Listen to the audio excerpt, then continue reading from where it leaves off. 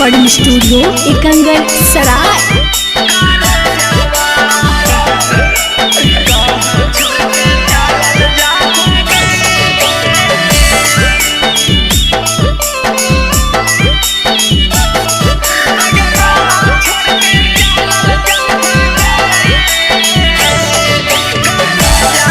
Presented by Kriska films.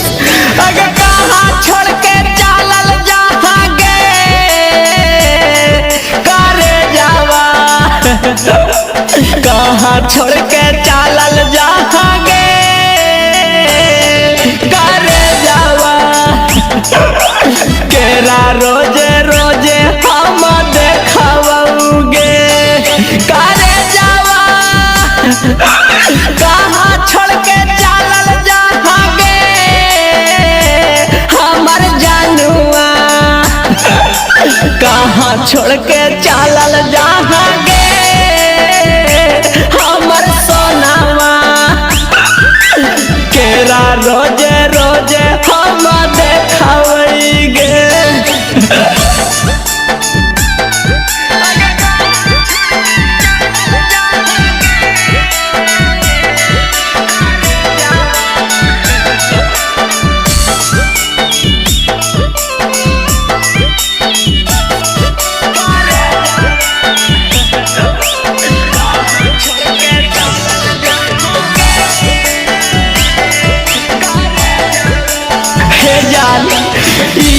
कवन दीनामा देखावा ही गे सोनामा कुछ न सुझाव का हम करियौगे करे जावा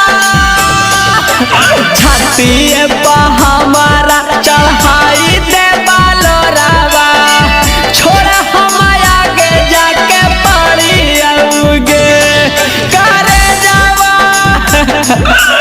कहाँ छोड़ के चलल जाहांगे हमर जानुआ कहाँ छोड़ के